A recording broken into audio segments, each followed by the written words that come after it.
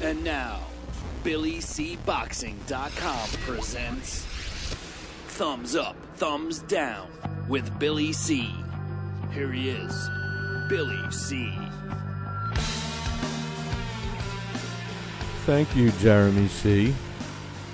We're coming at you from the Billy C studio in Lake George, New York. I'm Bill Calogero, and it's time for BillyCBoxing.com's Boxing's Thumbs Up and Thumbs Down for today, July 10th in the year 2012.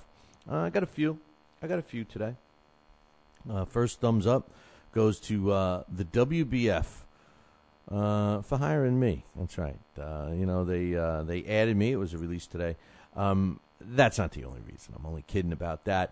Yes, I am involved with the WBF. What we're trying to do with the WBF is bring credibility back to sanctioning bodies. The WBF has had a bad rap over the last 10 years, but under the new management, which you should check out their website, and you can get to it very easily by visiting www.billycboxing.com, and on the left-hand side, you'll see a WBF banner. Check it out. There's been a lot of changes, specifically over the last 2 years. The WBF's new model is they only want quality champions, and it's the guy who beat the guy. They eliminated all the BS belts. You're not going to see interim belts. You're not going to see youth belts. You're not going to see Uchi, Achi, Jichi, Jachi, all these other kinds of belts. You're going to see 3 for each weight class. That's it. There's a intercontinental, there's an international, and there's a world championship belt. That is it. And they're revamping it. It's the guy who beat the guy. Lots of great stuff. I'm excited to be part of it. And I think that over time, you guys are going to be excited about it too, because the WBF is going to get some credibility, and I think that the champions are going to want, or I should say, fighters are going to be they're going to want to be champions of the WBF, because those belts are actually going to mean something. Right now, it's in a transition state. We need your support, and I'm hoping that you give it. But I want to give a thumbs up to the WBF for really making an effort, spending the money, and doing what they got to do. That kind of included hiring me. Not exactly that there's any money involved, but I'm glad to be responsible for the East Coast and Canada. So thumbs up to the WBF. Thumbs up to Andre Ward and Chad Dawson for making this fight, man. I mean, come on. We gave them a thumbs up before for making the fight, but listen, there was no BS. The fight's been set. You know, they've called each other out. The two powers that be in the promoting, Goose and Tudor and, of course, Gary Shaw, they got together. The fighters got together. They all agreed on a deal. They put their pen to the paper. They signed the contracts. Their press conference was held yesterday.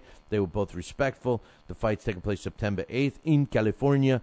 I love the fight, man. I love the fight. We can't ask for better fights. We got two young, top-level fighters fighting each other. There was no bull crap going on with I want this guy, this guy, and then they fight. Let's let it ferment, let's let it marinate, all that crap. We didn't get any of that. They went to the table, they signed a deal. It's happening. Thumbs up to all the powers that be for Chad Dawson and Andre Ward. It's going to be a good fight. I know that. And finally, thumbs up to the Panama Boxing Commission for voiding out 2 female fights. I don't know if you caught this, but back in February, there was a promoter that was in kind of trouble. He was in a predicament. He had 2 female fights on a card that both opponents dropped out. And at the weigh-in, so talk about, we talk about last-minute subs, which could be a couple of days before the fight. This was last second. How about at the weigh-in, all of a sudden these 2 women appear that were coming in to fight these other 2 fighters whose opponents dropped out. Well, as the fight went on, both fighters lost by knockout.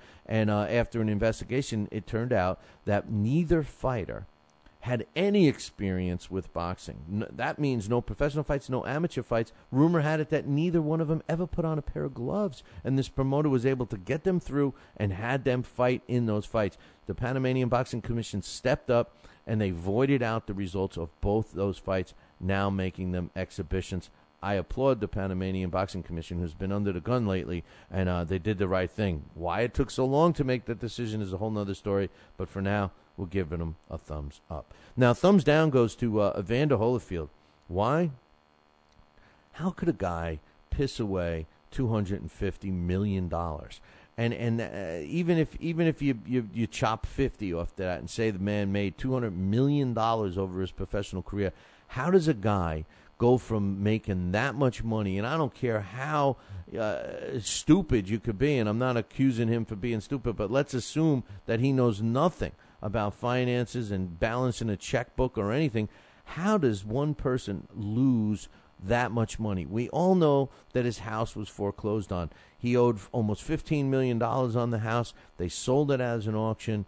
He still owes $7 million on that. In addition to that, he owes the government an undisclosed amount for back taxes, and he owes over $350,000 in child support. How does somebody let that go? Evander Holyfield was a great fighter in the ring. Apparently, a very stupid guy with a pen and paper, or whoever he hired for him took advantage of him. I got to give a thumbs down to Evander Holyfield. He's out of the place in Georgia, and God knows what's going to happen to him now. I know that he's making appearances. He charges anywhere from $10,000 to $20,000 for those appearances. But, man, it seems like an uphill battle. Thumbs down to Evander Holyfield for pissing away $250 million over the course of your career. Thumbs down for David Haye. David Haye is a punk, in my opinion. He didn't even show up for a phone conference. I don't care if you tell me that it was for a head game that he wanted to play with Derek Chisora for their upcoming fight this weekend. I don't care. Anybody that's a fan of David Haye, I don't care what reason you give me, I look at it as one. This was a promotional thing for the media. They were supposed to come, and they were supposed to talk their smack, do their thing on the phone so that the promoters can continue to promote this fight. They got television involved. They got a lot of money wrapped up in this fight, and this goes to show you that this man could give two craps about that. And to be honest with you, they need the media. They need the media, and that gives a double thumbs down, not only to David Haye, but to all fighters, especially the young ones, that all of a sudden act like they are the reason the media wants to come out and talk to them, like the media needs them. In this particular case, if I'm a part of the network or if I'm part of the sanctioning body or whatever, I fine David Haye for not showing up, because that's part of the contract, that you got to help with the promotion of the event. It's in the contract. David Haye failed. He should be fined for that. He should be fined. And to all the young fighters that make it difficult for boxing writers and TV interviewers and radio interviewers and internet interviewers, all the people that try to interview fighters to help promote them, because God knows their promoters don't. God knows their promoters don't promote them. The media promotes the fighters, and then these fighters act like this media needs them. They don't need the fighter. The fighter needs the media. The fighter should take advantage of free promotion and spend some time, whether it be once a week, once a month, once every 3 months. I don't give a crap. They should dedicate some time and make themselves available. Thumbs down to all the fighters that think who the hell they are. Hey, that concludes our thumbs up, thumbs down for today. Make sure you tune in tomorrow. Ciao, baby.